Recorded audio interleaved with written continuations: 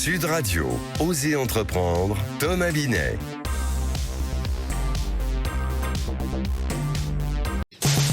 Sud Radio, Osez entreprendre, Thomas Binet. Entreprenez, réentreprenez. Bonjour Thomas Binet. Bonjour Jean-Marie. On vous retrouve tous les dimanches à 7h sur Sud Radio dans le Grand Matin Week-end. On parle de quoi aujourd'hui ? On va raconter déjà la marque Seb, cette saga de la semaine. On va recevoir Sarah Lelouch, fondatrice de la Société de la diversité du cinéma français. On va parler de cinéma, de production, de technologie, mais bien sûr aussi d'entrepreneuriat. Et on terminera avec l'intelligence artificielle. D'ailleurs, ça donnera un prolongement de cette interview qu'on va voir et recevoir dans un instant. Exactement, tout de suite, c'est parti. On commence en partenariat avec le magazine Entreprendre. La saga de la semaine, c'est une marque mythique, connue pour ses mixeurs, pour ses robots. Elle a plus de 160 ans, la Société d'embouteillage de Bourgogne. Ça vous dit peut-être rien. Si je vous donne l'acronyme, c'est SEB. Et là, ça vous dit quelque chose, évidemment. Et ça démarre en 1857, Jean-Marie, le jour où Antoine Lescure, rétameur ambulant. Alors c'est quoi un rétameur ? Déjà, c'est un ouvrier qui recouvre des ustensiles d'une couche d'étain fondu de façon à ce qu'il ne s'oxyde pas, décide de s'installer à Selonget en Bourgogne en créant une société de fabrication de bassines émaillées. Alors elle sera reprise de père en fils et fabriquera casseroles, passoires, moules à gâteaux, cafetières, articles de laiterie. J'arrête là, mais il va contribuer ainsi à équiper les foyers en appareils domestiques neufs. Les bases de l'entreprise sont jetées et en 1944, elle se baptisera Seb. Alors quel est le produit qui fait connaître Seb du grand public ? Vous savez, la fameuse cocotte minute en 1953 qui va purement et simplement révolutionner la cuisine. Ce sont des millions de cocottes minutes qui ont été vendues à travers le monde.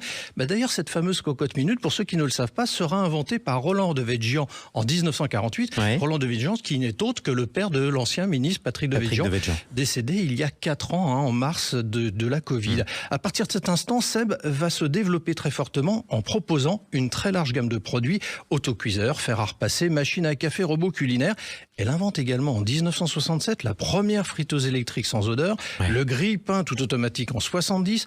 À l'aube de l'an 2000, Seb invente le premier cuiseur vapeur électrique. Et on se rend pas compte de la performance que c'est d'avoir une friteuse électrique sans odeur. Mais alors Seb, c'est pas seulement Seb, il y a d'autres marques mythiques. Complètement, parce que Seb, ce sont des rachats successifs. Tefal, avec ses fameuses poêles en 1968, Calor en 72, Reventa en 88 et Moulinex, bien connu également pour ses cocottes minutes, en 2001. Toutes ces acquisitions vont permettre à Seb de devenir le leader mondial du petit électroménager. Pas mal, non ? C'est français, comme on dit. Allez, tout de suite, on accueille votre invité, mon cher Thomas. On accueille Sarah Lelouch, grand témoin de la semaine. C'est la fondatrice et présidente de la Société de la diversité du cinéma français, mais aussi du Tech Cannes. C'est un événement qui est lié aux nouvelles technologies et à l'intelligence artificielle appliquée au cinéma. Ça aura lieu pendant le Festival de Cannes, qui a lieu cette année, je le rappelle, du 17 au 20 mai prochain. Bienvenue à vous, Sarah Lelouch. Vous êtes l'invitée de Thomas Binet sur Sud Radio. Merci pour l'invitation. Bonjour à tous. Sarah Lelouch, on va parler dans un instant de l'événement dont vient de parler Jean-Marie, justement, que vous allez organiser à Cannes, mais vous êtes avant tout la présidente de la DCF, une société donc de production qui vise, grâce à la technologie Web3, vous nous expliquerez ce que c'est que le Web3 dans un instant, à offrir à l'industrie du cinéma une nouvelle source de financement et à proposer au public de participer à la création des films de demain. Alors concrètement, ça consiste en quoi ? Écoutez, ça consiste, juste comme vous venez de le dire, à produire des films, mais d'une nouvelle façon en utilisant les nouvelles tech. L'idée, c'était que j'avais vraiment envie d'apporter le cinéma à la portée de monsieur et madame tout le monde. C'est pas facile d'avoir accès au cinéma quand on ne connaît pas cet univers-là, surtout quand on n'habite pas à Paris, Donc j'avais envie aussi d'aller chercher des nouvelles idées, parce qu'en fait les idées elles sont partout, et je me suis dit comment est-ce que je peux faire ça, et donc voilà, l'idée de la diversité du cinéma français, c'est avant tout ça, c'est démocratiser le cinéma et permettre à tout le monde, à la fois de nous proposer des idées et à la fois de participer à la création des films du début à la fin du process et de les impliquer dans ce processus de création. Alors on va rentrer dans le détail dans un instant, mais d'abord je voudrais qu'on s'intéresse un peu à vous, si vous le permettez. Vous êtes notre grand témoin de la semaine. Vous avez été productrice, animatrice, journaliste, chroniqueuse en radio et télévision. Alors, Sarah Lelouch, quand on est la fille de Claude Lelouch, l'homme aux 50 films, on ne peut pas s'envisager d'autres destins professionnels en dehors du cinéma ou de la télé, tout en sachant que la télé, vous l'avez arrêtée, sauf erreur de ma part, en 2011. En fait, si j'ai fait de la télé, c'est certainement par esprit de contradiction, parce que ma mère m'a toujours dit quelque chose. Elle m'a dit, écoute, tu fais ce que tu veux dans la vie, mais tu fais surtout pas de cinéma. Et donc, j'ai choisi la télé. Mais le virus m'a rattrapée. Ouais. J'ai adoré faire de la télévision. J'ai adoré produire des émissions de télé. Après, j'ai basculé sur le documentaire.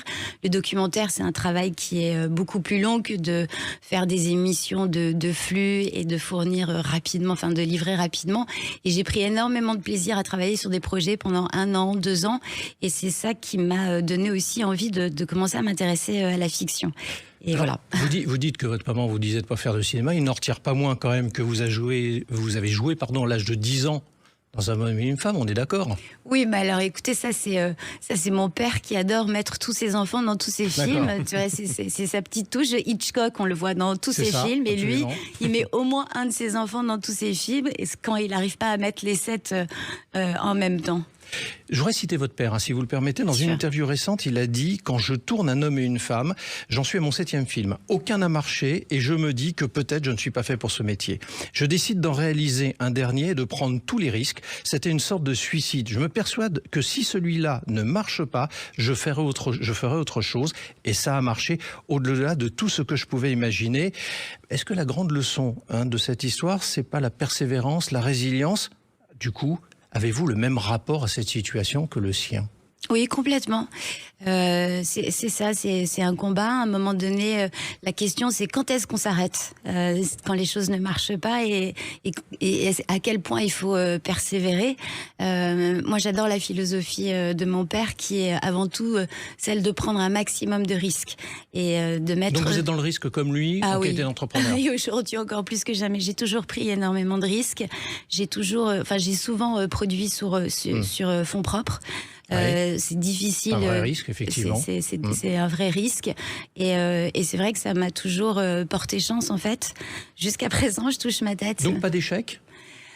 Si, il y a forcément des échecs, évidemment. Parce que ça, c'est important pour les entrepreneurs qui nous écoutent aussi ce matin. On raconte toujours les sagas de ceux qui réussissent, mais malgré tout, pour réussir, il y a souvent un chemin jalonné d'échecs avant. Je pense pas qu'il y ait une personne aujourd'hui qui réussit sans connaître d'échecs. Ouais. C'est les échecs qui nous font apprendre, c'est les échecs qui nous font rebondir. C'est quand on est au pied du mur qu'on doit trouver des solutions. Donc ils sont indispensables, ces échecs. Et ils vous ont plus appris que vos réussites? Ah bah oui. Oui. Ah bah oui, évidemment. Parce qu'on se remet plus en cause. Quand on a de la réussite, on profite de la réussite. On surfe sur la réussite. Le projet qui suit une réussite est beaucoup plus facile à monter. Et quand on est dans l'échec, il faut faire preuve d'imagination.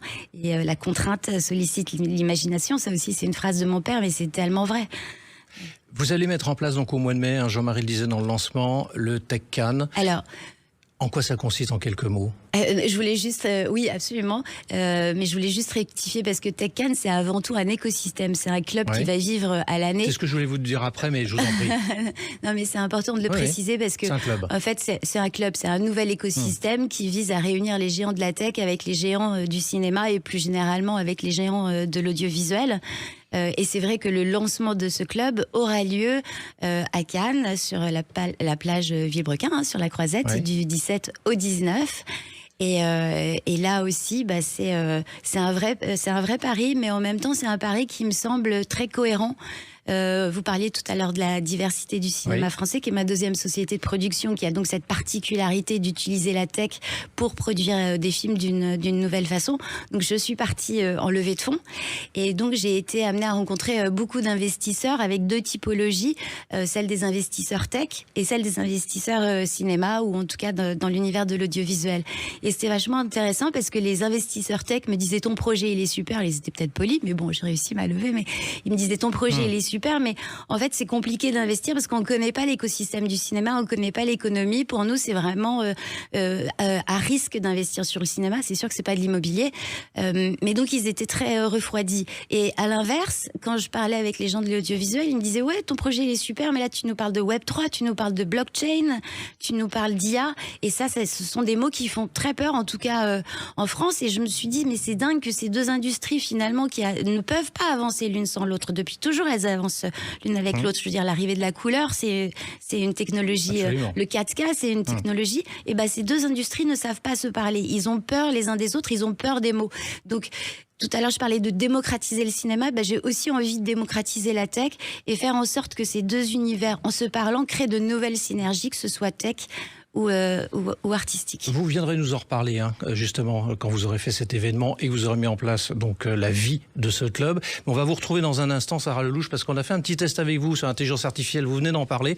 Et bien justement, ça sera la chronique dans un instant et on vous retrouve. Exactement. Je rappelle que vous êtes quand même la fondatrice de la société La Diversité du cinéma français. Entre autres, tout de suite, on continue. Bruno, le spécialiste des fournitures et de l'équipement pour les professionnels, présente Sud Radio, Osez entreprendre, Thomas Binet.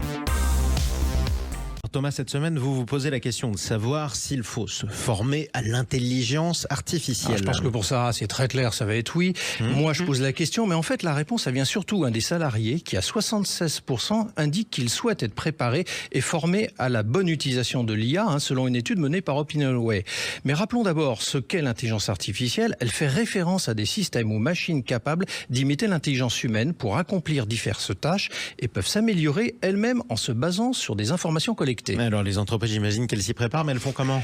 Certaines forment leurs salariés depuis plusieurs années, depuis 2-3 ans en moyenne, confiant ainsi à l'IA des tâches sans valeur ajoutée, leur permettant, grâce à elle, de gagner du temps. Alors, selon la même étude, 55% des salariés jugent que l'intelligence artificielle se chargera d'au moins une partie de leur travail d'ici la fin de l'année 2024, autrement dit demain.